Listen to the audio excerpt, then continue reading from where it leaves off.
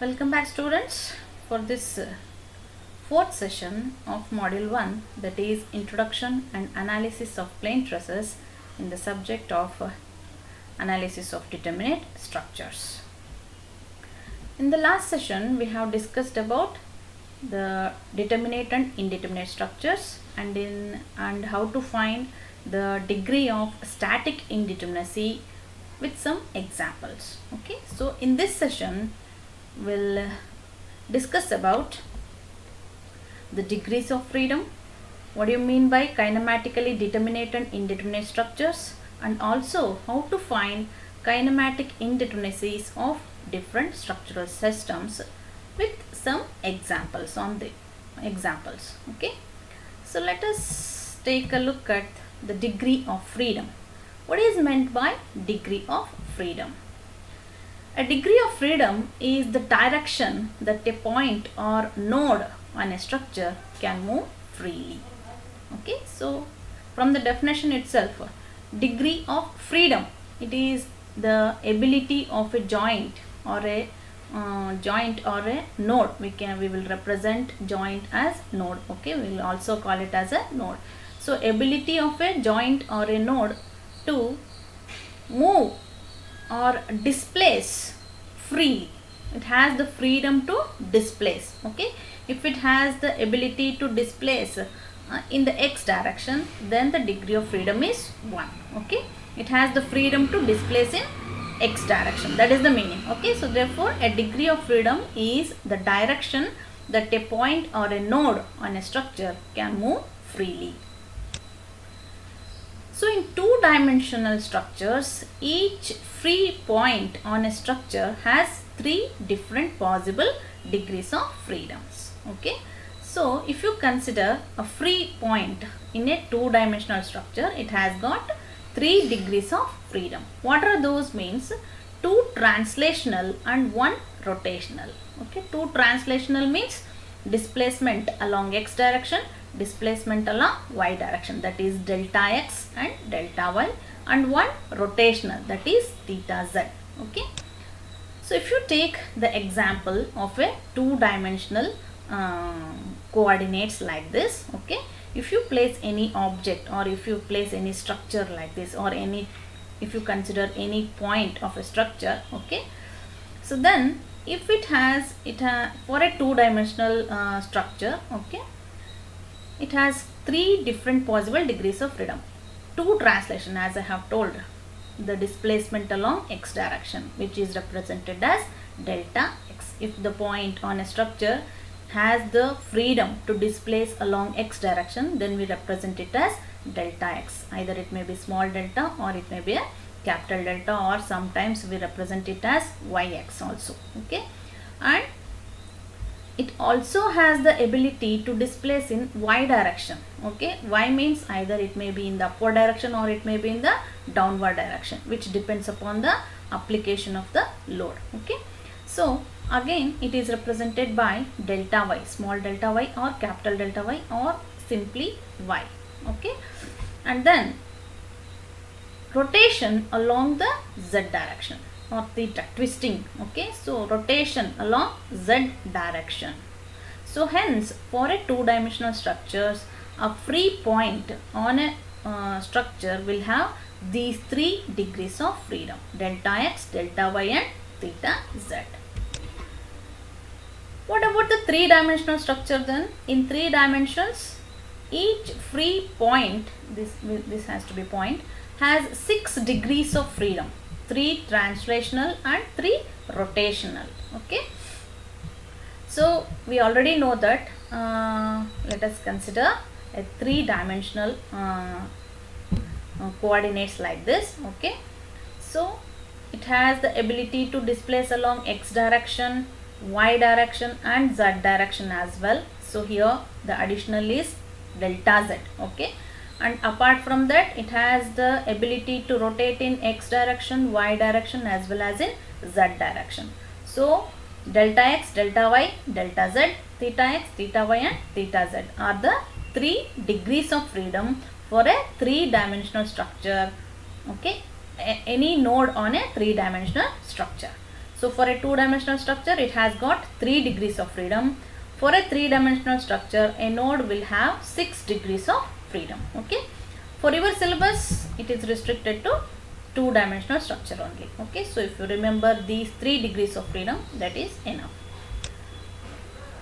So translational degree of freedom is represented by small delta or capital delta. Okay, as I have already told, small delta or capital delta or y, it will be represented by delta, small delta, capital delta or y, and rotational degree of freedom is represented by theta. Next, let us take a look at the degrees of freedom for different types of support. So at a node, if the joint or a point on a structure is supported with the different types of supports, then what is the degrees of freedom? Okay, so this table represents that one. So here is the type of support, whether it undergoes rotation or not, like that. Okay, if it has a translational displacement, this is rotational degree of freedom, and these are total degree of freedom. Okay, so if you consider, as I have already explained for a free end, so this is the free end. So if you consider this as the free end, okay, this is the free end. At this point, if you apply any load, it has the ability to displace along x direction. Why? It does not have any restrictions. Okay, it has the ability to displace along y direction, and also it has the ability to rotate because it is very free. Okay, so hence rotation is also possible, horizontal displacement is also possible, vertical displacement is also possible. Hence the total degree of freedom is 3 at a free end. Okay, restrained means there is a restriction. How the restrictions are imposed? In the form of supports. Okay, suppose at the free end, if we provide a simple support, okay, simple support means what? An object is simply placed over another object. Okay, so in that case, only a vertical reaction will be there. Only one vertical reaction will be there. Okay, so if you apply any load, so therefore it can rotate. So the rotational deformation can take place. It can slide along the horizontal direction because the rotation is in the vertical direction, but there is no restriction along the horizontal direction, therefore it can move in the horizontal direction, therefore horizontal displacement is possible, and vertical displacement is not possible. Why? There is a restriction in the form of a reaction. Okay, so therefore vertical translation or vertical displacement is not possible. There is no vertical displacement. Okay, so hence the total number of displacements is, one is rotation and one is horizontal displacement, therefore the total degree of freedom is 2. And restrainment is nothing but the reactions. It has got one reaction. Okay, so next we have got roller support. Suppose if this free end is supported with a roller, the same case holds good. Okay, simple support and roller support, they are all same. Okay, so roller, it is free to slide, therefore horizontal displacement is there. Okay, if it is provided with a vertical roller, then it has the freedom to move in the vertical direction. Okay, if the reaction is in the horizontal direction, suppose the roller, here is a horizontal roller. If a vertical roller is provided like this, then the reaction will be horizontal. Hence, this member can slide upward or downward. Okay, so in that case, vertical displacement can be possible and horizontal displacement will not be there. Okay, so here is a horizontal roller is provided, therefore the reaction will be vertical. That means this reaction will always act perpendicular to this contact surface. Okay, so when the reaction is vertical displacement is not possible, therefore vertical displacement is 0. And in other directions like rotation and horizontal direction, there are no reactions, therefore it has the freedom to displace along the rotation as well as horizontal direction. Okay, so hence the restrainment is 1 and the unrestrained degree of freedom is 2. So the degree of freedom is 2 for a roller support. Next, if the free support, if it is supported with a hinge, okay, if it is supported on a hinge, then we know that there are two reactive components for a hinge, okay. So then hinge means what? It has the ability to, it has the freedom to rotate, okay. So hence rotational degree of freedom is possible, that is rotation displacement is possible, whereas horizontal and vertical displacements are not possible. Why? Because of these reactions, okay. So therefore the number of reactions, restrainment is nothing but reactions, they are 2, and the degree of freedom is only 1. Why? It has only rotational effect, hence the degree of freedom for a hinged end is 1, okay. Next, if the same free end is supported with a fixed end, if it is rigidly fixed, okay, so then at the fixed end it has got 3 reactive components, horizontal, vertical, and as well as a moment, okay. So therefore as the moment is there, so rotational effect will not take place at the fixed end, so twisting moment cannot take place because of the fixity, okay. So twisting cannot take place, therefore rotation is 0, okay. As horizontal and vertical reactions are there, therefore horizontal and vertical displacements cannot take place, therefore total number of reactions are 3, that is it has got restrainment along the 3 directions, x, y and z rotation, okay, mz, and hence the degree of freedom is 0. It has got no freedom to displace along x, y, or it has to rotate as well, okay. Therefore for a fixed end the degree of freedom is 0, okay. What about the internal hinge? If an internal hinge is provided on a member, as in the case of a 3 hinged arches, an internal hinge will be provided at the crown. Similarly, in any member, if an internal hinge is provided at any point, okay, so it will have 4 degrees of freedom. How means? So either it has the ability to displace along x direction, that is delta x is also possible, delta y is also possible, and then as you can see this is the deflected shape, okay. So if you draw a tangent it will have some rotation, okay, and these 2 rotations will not be seen, okay. So they will have different magnitudes, therefore 2 rotational components will be there, okay. So totally there will be 4 degrees of freedom. I think you cannot visualize this column, the last column, the number of degrees of freedom. So there will be 2 numbers of rotations and 2 translational displacements, hence 4 degrees of freedom will be there, and the restrainment is 0, okay.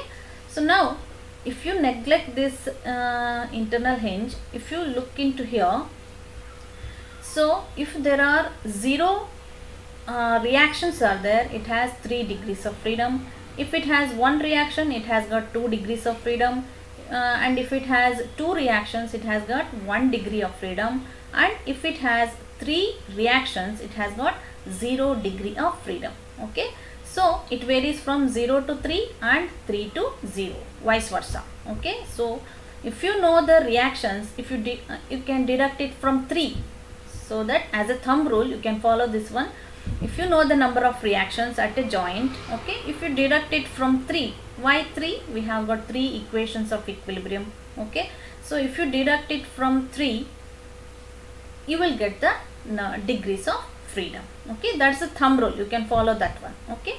And at internal hinge you should remember that it has got 4 degrees of freedom, okay. Using this, if you have to remember these things to find degree of freedom at any point on a structure.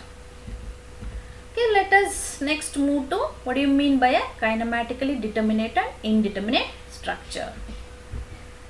When a structure is loaded, it undergoes deflection at the joints, okay. Either it may be a translation or it may be a rotation, okay. So the joint displacements will be known because of restraint or boundary conditions. At some in some cases or in some structures, okay, so joint displacement will be known depending upon the boundary conditions. For example, if you take this fixed beam, okay, so because of the fixity at the ends, we know that the displacement at the fixed end is 0, okay, delta x, delta y and theta z is 0. Similarly, at the both the ends are 0, okay, so therefore degree of freedom is 0 in this case, okay. And in some cases, joint displacements will not be known in advance. So just by looking at the type of the support, we can judge it is the displacement is 0 at this point.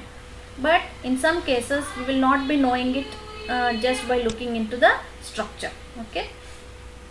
So you look into this one. So it's a proper cantilever, okay. So at fixed end, we know that the displacements are 0. Whereas at this propped end, or here is a roller, so hence there is a prop here, okay. Whereas at this end, it has got 1 degree of freedom, okay. Roller means you can ask why can't 2, okay. So when the reaction is 1, it should have 2 degrees of freedom, okay. But we are neglecting the axial deformation, okay. So axial deformation, if we neglect it, okay, only rotation can takes place. Hence it is written as degree of freedom as 1, okay. What is the amount of this theta or this displacement, we will not be knowing, okay. So that is what joint displacement will not be known in advance for some particular structures, okay. In that cases, we need additional equations, okay, in that case. So in that case, these joint displacements are known as kinematic redundance, okay. In case of static redundancy, what we used to find? We used to find the number of reactions, okay. Whereas here we will be finding the degrees of freedom, okay, or the joint displacements. So these unknown joint displacements are known as kinematic redundance or indeterminates. So at this end B, we don't know the value of this theta. Theta is the degree of freedom. We don't know the value. So this value is the kinematic redundant for this structure. So the number of these unknowns will give the degree of kinematic indeterminacies, okay. If these unknown quantities can be found by applying compatibility conditions alone, then the structure is called as kinematically determinate. Okay, so if we can find these unknowns, so for this example, theta is the unknown. If we can find the unknowns by applying the compatibility conditions, what are those? That is what? Displacement along y direction at A is 0, displacement along y direction at B is 0, okay, theta at A is 0, okay, they are all compatibility conditions, okay. Using those conditions, if we can find this theta B, then it becomes a kinematically determinate structure. If these unknowns cannot be determined by the compatibility conditions, then the structure is called as kinematically indeterminate structure, okay. So I hope you have understood. Statically determinate means a structure whose reactions can be determined using the available equilibrium conditions, and whereas kinematically determinate means what? The unknown displacements of a structure can be found by using the compatibility conditions, then it is called as kinematically determinate. On the other hand, statically indeterminate means what? A structure whose reaction components cannot be determined by using the available equilibrium conditions, whereas kinematically indeterminate structures are those in which the unknown displacements cannot be found or cannot be determined by using the available compatibility conditions. They are called as kinematically indeterminate structures, okay. Next, how to find these kinematic indeterminacies for a structural system.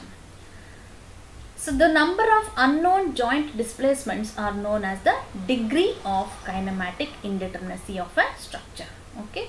So in the previous problem, the degree of freedom for the entire structure is 1, okay. At the proper end, we have got 1 degree of freedom. So like that, if you go on adding the total degree of freedom at each and every joint, you will get the total degree of freedom for a structure. Okay.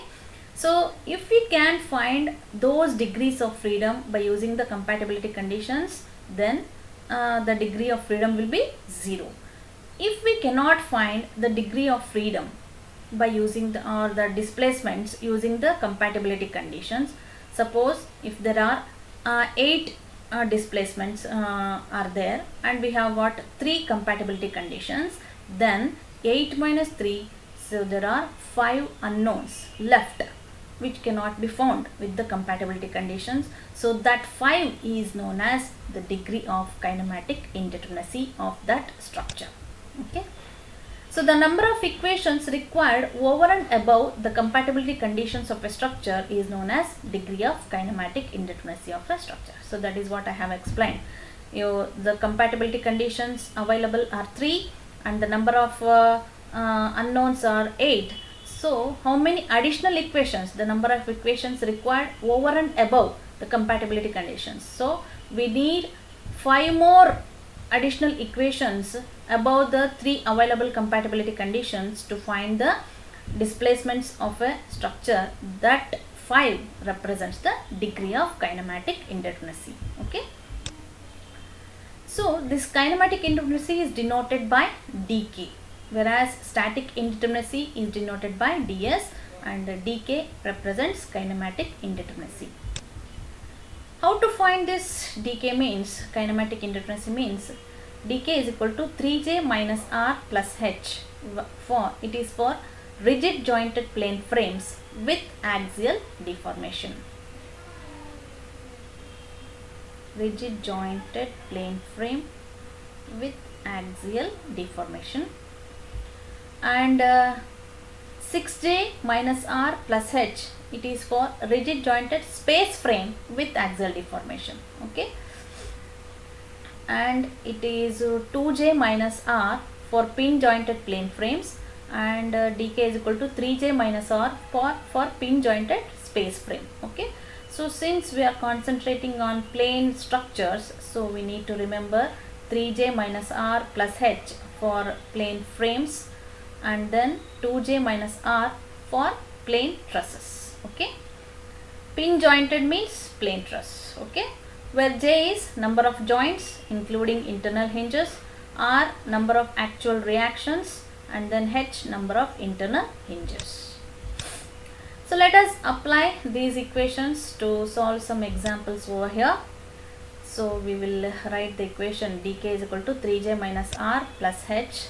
So this is the first example. We will take the same examples for which we have found static indeterminacy. So for the same problem we will solve it for kinematic indeterminacy. Okay.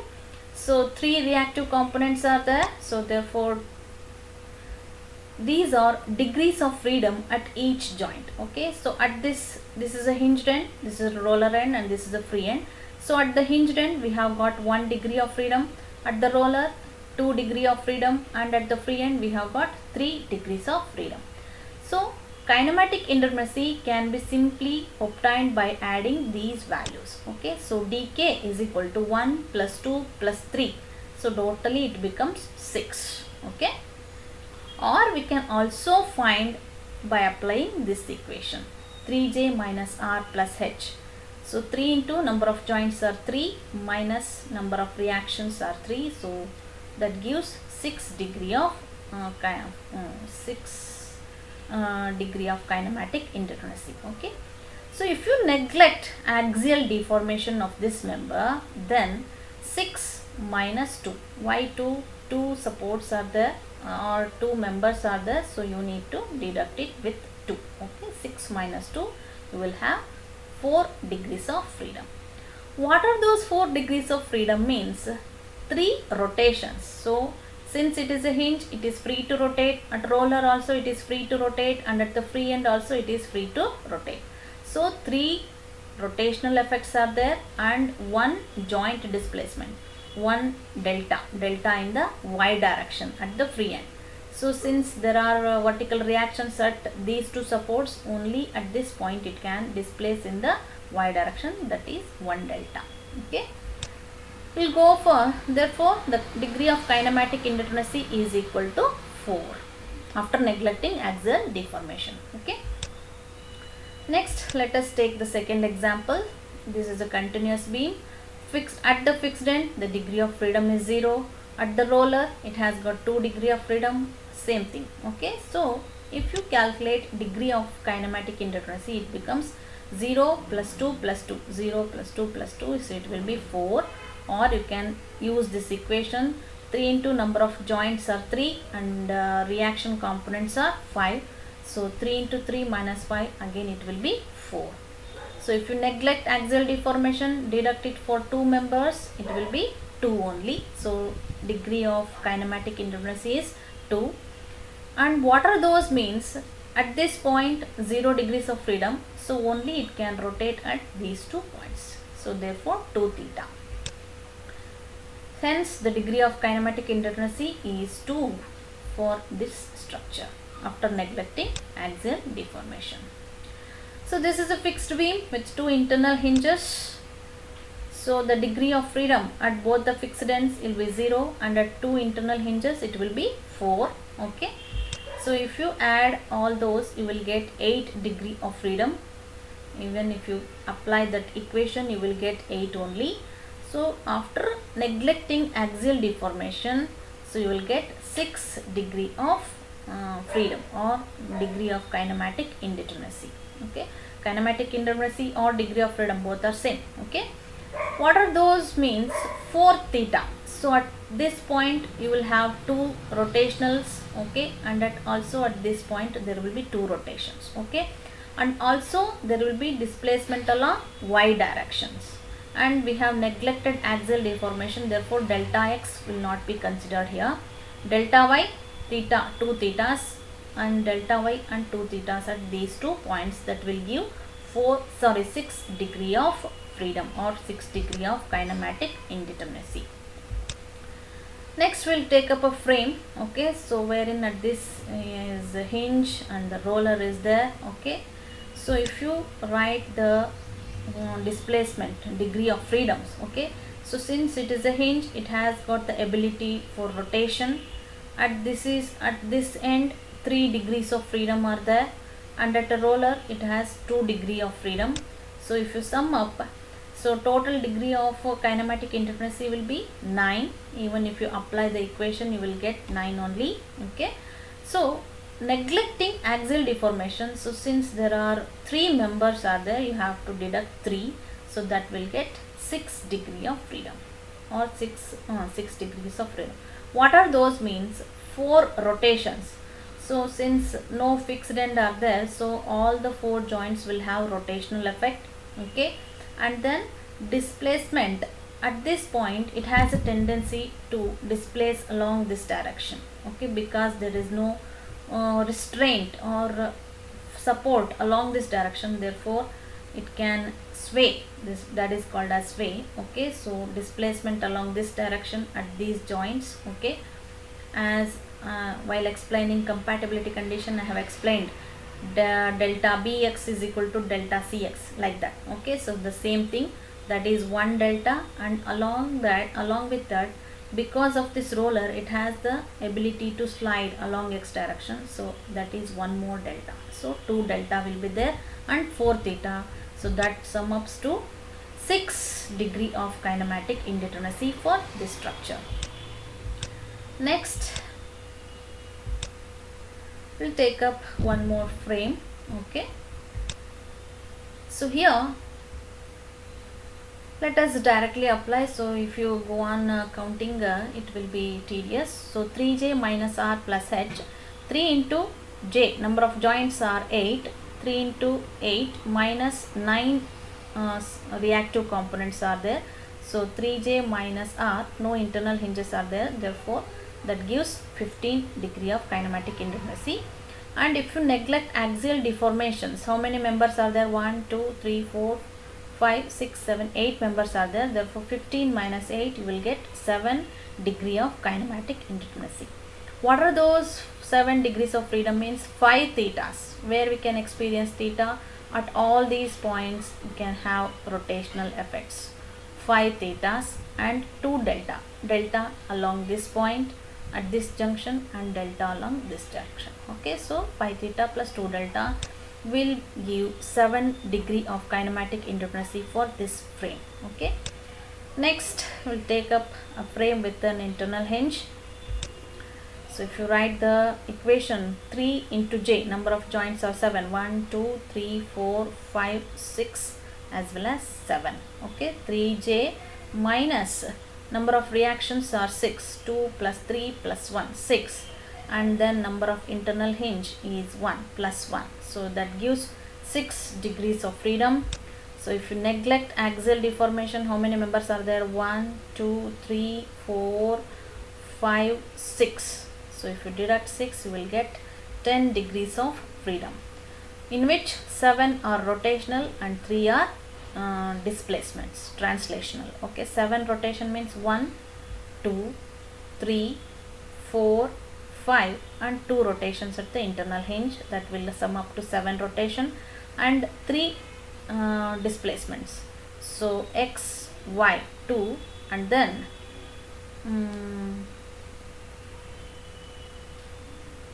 sorry, not x here, so it has 1,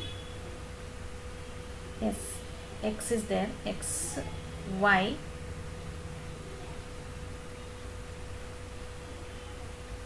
and then one more displacement at the internal hinge. So 3 translational displacements and 7 rotational displacements will be the degree of kinematic indeterminacy for this structure.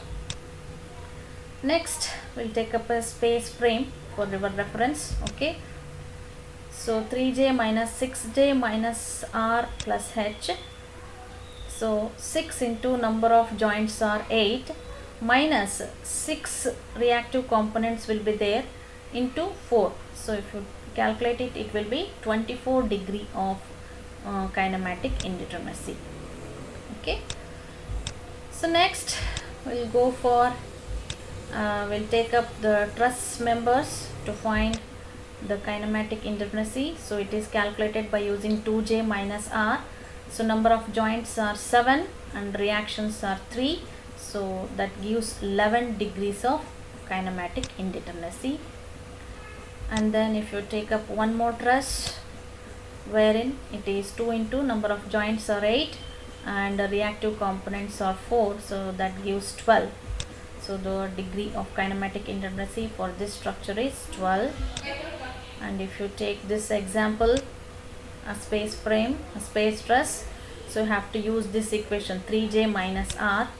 So that will be 3 into number of joints are 4 minus 3 reactive components fx, fy and fz. Okay, so minus 9, that will give 3 degree of kinematic indeterminacy for this frame or truss. Okay, so that is what for today's session, wherein we have learnt about